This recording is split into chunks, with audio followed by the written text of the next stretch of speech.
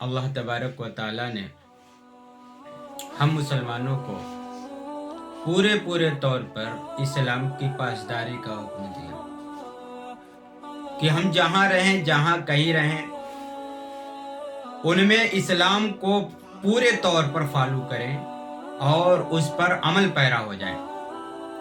کیونکہ اللہ نے زندگی دی ہے تو جس طرح اللہ تعالیٰ بہتوں کو پیدا کرتا ہے، اسی طرح اللہ تعالیٰ بہت بندوں کو اللہ تعالیٰ وفات بھی دیتا ہے۔ جب انسان کی زندگی تمام ہو جاتی ہے، پوری ہو جاتی ہے، تو اس کی وفات ہو جاتی ہے، وہ انتقال کر جاتا ہے، موت کے آغوش میں چلا جاتا ہے۔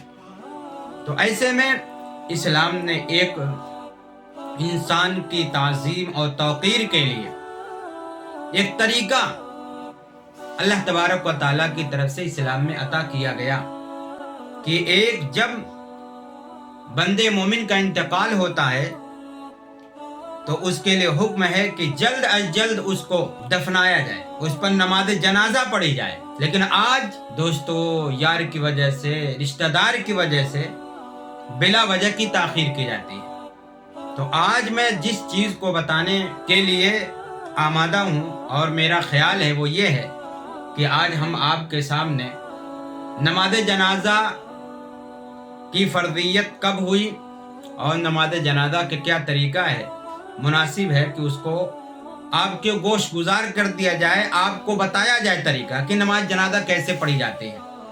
سب سے پہلے اس بات کو آپ جانیں کہ نماز جنازہ کب فرض ہوئی۔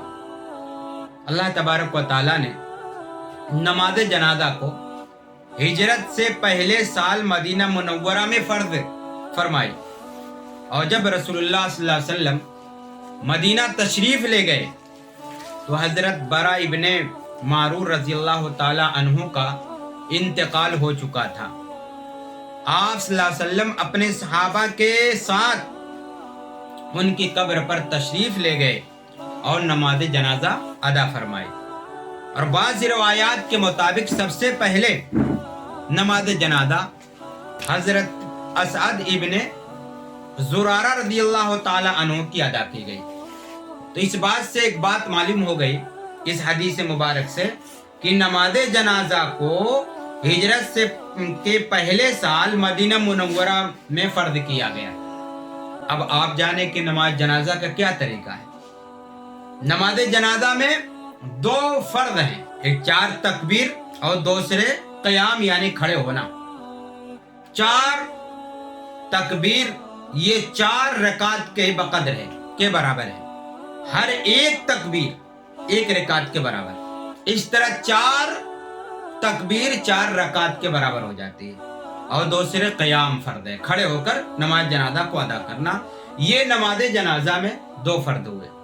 نماز جنازہ کا طریقہ کیا ہے؟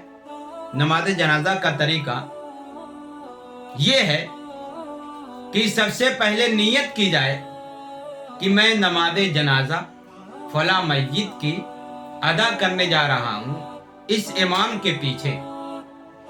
اور اگر کوئی 4 رکعت 4 تکبیر کی نیت کرتا ہے کوئی حرج نہیں ہے، یہ بھی نیت کی جا سکتی ہے۔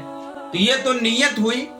اور دوسری یہ ہے کہ طریقہ یہ ہے کہ سب سے پہلے تکبیر ہوگی، پہلی تکبیر کے بعد ثنا پڑھی جائے گی، اور ثنا وہی ہے جو نماز میں ہم سب پڑھتے ہیں۔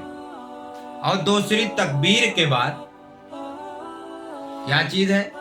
درود شریف پڑھی جائے گی، وہی درود شریف جس کو درود ابراہیم کہا جاتا ہے، نماز میں پڑھا جاتا ہے۔ اور تیسری تکبیر کے بعد جیسے میت ہے، اگر بالغ ہے تو بالغ کی دعا، اور اگر نابالغ ہے تو نابالغ کی دعا پڑھی جائے گی۔ اس کے بعد چوتھی تکبیر ہوگی۔ چوتھی تکبیر کے بعد امام صاحب سلام پھیریں تو پیچھے جو لوگ پڑھنے والے ہیں نماز جنازہ وہ بھی امام کی اتباع میں چوتھی تکبیر کے بعد دائیں اور بائیں سلام پھیر دیں۔ یہ ہے نماز جنازہ کا طریقہ۔ عموماً عام لوگوں کو نماز جنازہ میں کیا فرض ہے اور نماز جنازہ کا کیا طریقہ ہے، نماز جنازہ کب فرض ہوئی، یہ معلوم نہیں ہوتے، اس لیے اس کو بتا دیا گیا تاکہ نماز جنازہ کا طریقہ، اس کی فردیت اور اس کے فرائض کا ہم سب کو علم ہو جائے۔ اللہ تبارک و تعالی ہم سب کو کہنے سننے زیادہ عمل کی توفیق نصیب فرمائے۔